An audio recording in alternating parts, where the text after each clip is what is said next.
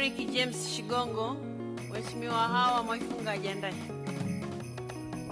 Nakushukuru sana Mheshimiwa Spika kwa kunipa nafasi niweze na mimi kutoa maoni yangu.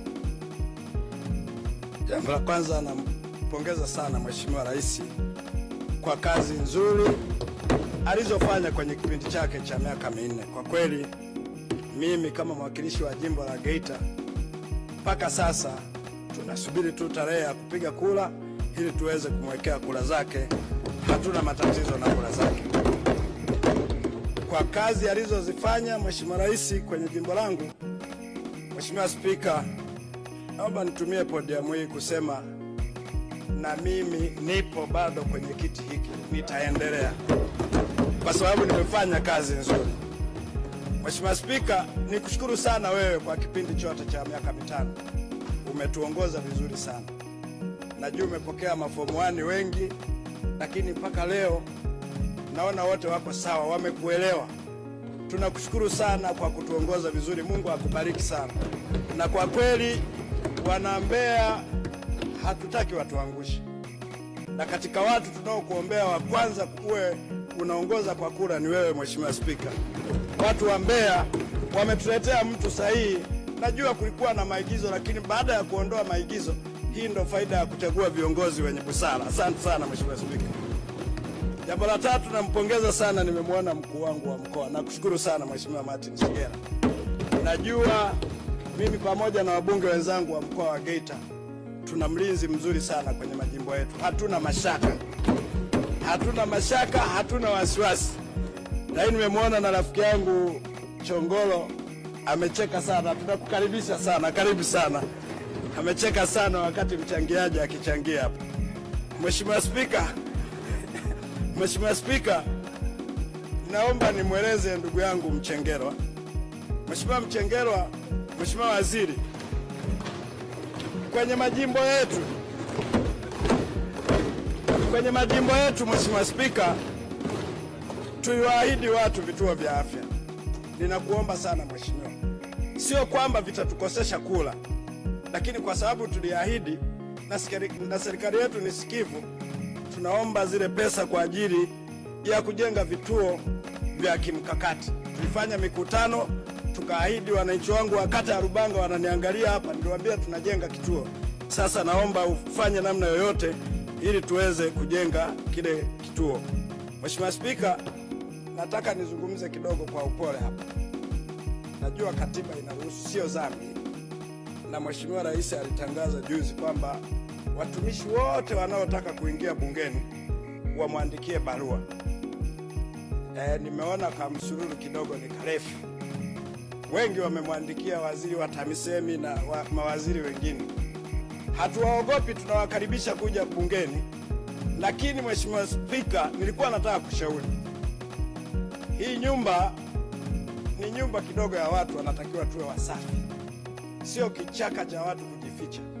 Niombe Mheshimiwa Msukuma, naona kuna watu wanasema orodha hii umeiona wapi? Lakini waheshimiwa wabunge wale ambao wanataka kujua nani kiongozi kwenye eneo lake anagombea, mtamuona Mheshimiwa Msukuma atawajulisha.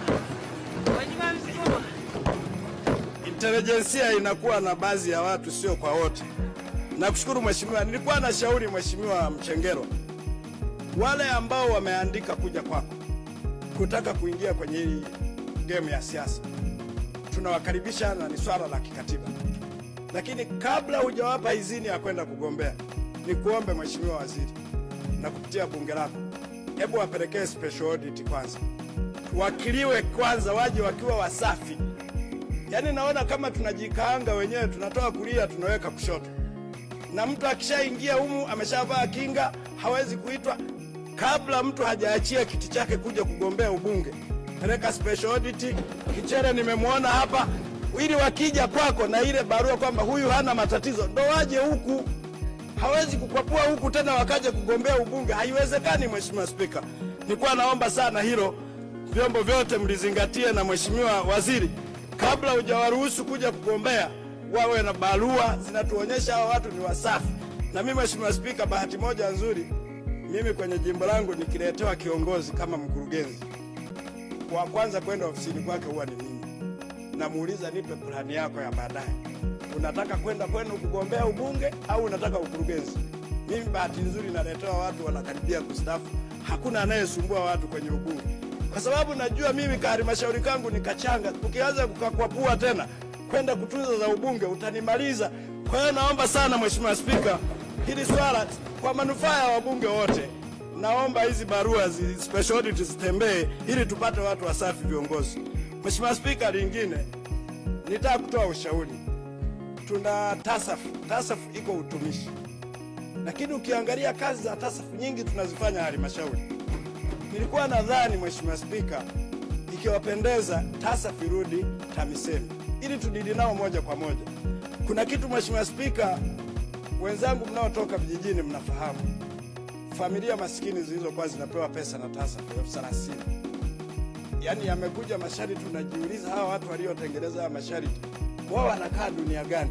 Zile familia maskini wale wazee ili apewe zile hela alivyokuwa anapewa mwanzo, lazima akalime barabara. Mbunge unafanya ziara unakutana na bibi wa miaka 70, 65, amepewa hatua 10 za kupalilia. Utaendelea na ziara au inabidi umsaidie?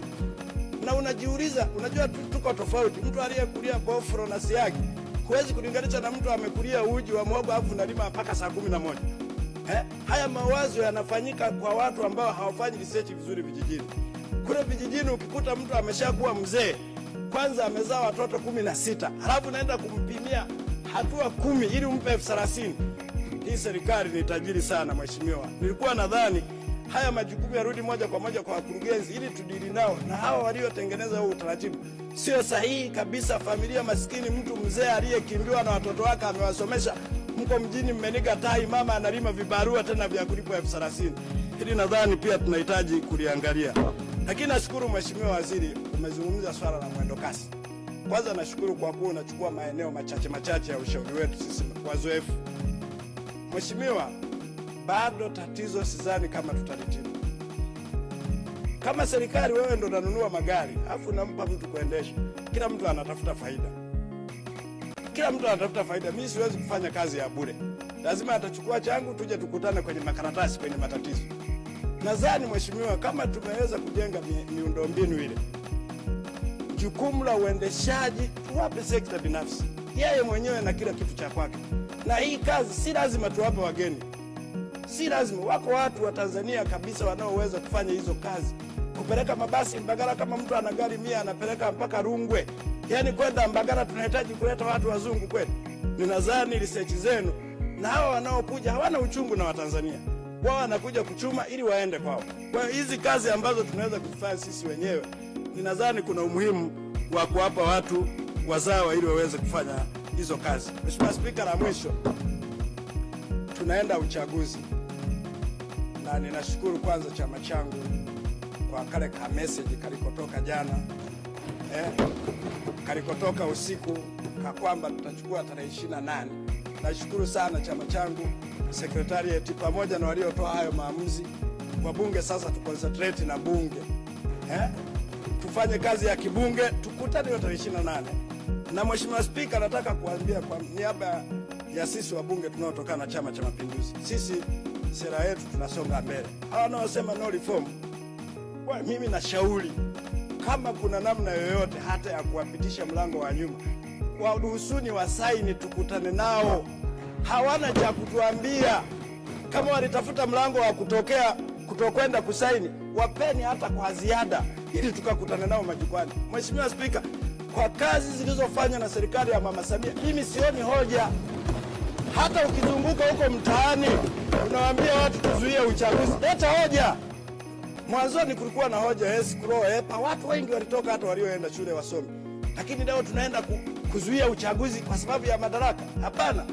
Wasitupe jezi, tunawasubiri. Wasitukimbie. Tarehe 28 likiachiwa tukutane kitaa. Wote tunajua kuongea. Asante sana Mheshimiwa Spika.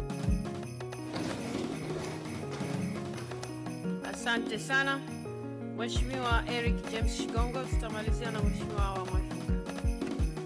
Mheshimiwa Spika, naomba kwanza nianze kwa kumshukuru Mungu Lakini leo tunaenda kuzuia uchaguzi kwa sababu ya madaraka? Hapana. Wasitupe jezi, tunawasubiri. Wasitukimbie. Tarehe 28 likiachiwa tukutane kitaa, wote tunajua kuongea. Asante sana Mheshimiwa Spika. Asante sana Mheshimiwa Eric James Shigongo. Tutamalizia na Mheshimiwa wa Mwachuka. Mheshimiwa Spika, naomba kwanza nianze kwa kumshukuru Mungu